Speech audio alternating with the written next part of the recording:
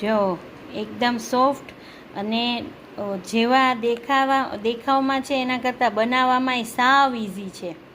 એકવાર બનાવજો, તમે વારંવાર બનાવશો. બહુ જ મસ્ત બન્યા છે.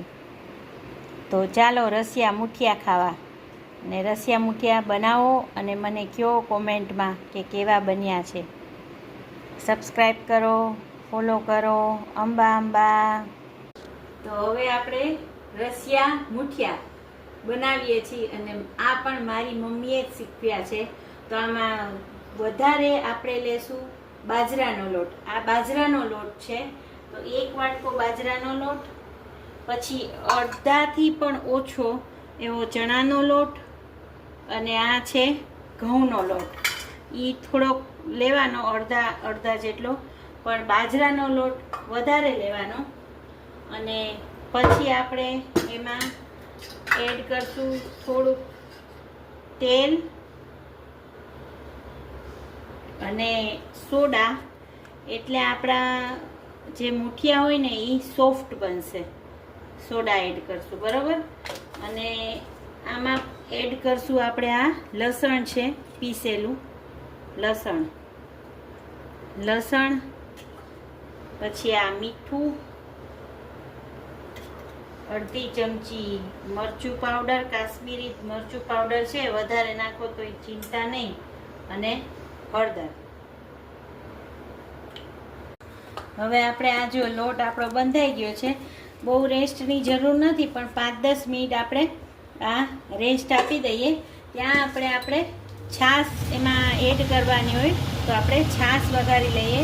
હવે તેલ થઈ ગયું છે અને આ મેં એક આવી નાની લોટી જેટલી છાશ લીધી છે. તો એમાં આપણે જીરું એડ કરી દઈએ. અને જો મેં ઓલામાં લસણ કચરીને એડ કર્યું હતું, તમને જો વધારે લસણ ભાવતું હોય તો તમે આમાં અત્યારે લસણ પણ એડ કરી શકો. પણ હવે આપણે આ જીરું થઈ ગયું છે એટલે આપણે સેજ મરચાંનો ભૂકો એડ કરી અને આપણે આ આપણી છાશ એડ કરી દઈશું. ખાટી છાશ છે, છાશ જ લેવાની. અને મરચાંનો ભૂકો, હળદર.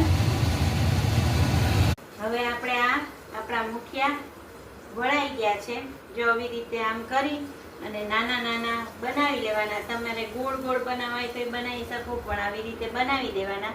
અને આપણી આ છાશ છે ને એ પણ જો ઉકળી ગઈ છે.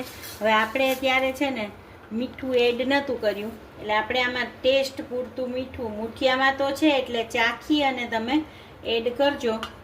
હવે આપણે આ ઉકળે ને એટલે જ આપણે એમાં મુઠિયા એડ કરી દેવાના બધાય. અને એને પછી 5-10 મિનિટ આપણે રેસ્ટ આપી અને પછી આપણે ગરમા ગરમ સર્વ કરશું. હવે જો આપણા રેડી છે. જોયા કેવા મસ્ત લાગે છે. આપણે હવે સર્વ કરી દઈએ ગરમા ગરમ. અને જો હું તમને દેખાડું કેવા મસ્ત સોફ્ટ બન્યા છે. એકદમ સોફ્ટ એવા બન્યા છે. જો છે ને એકદમ મોઢામાં મૂકતા ઓગળી જશે.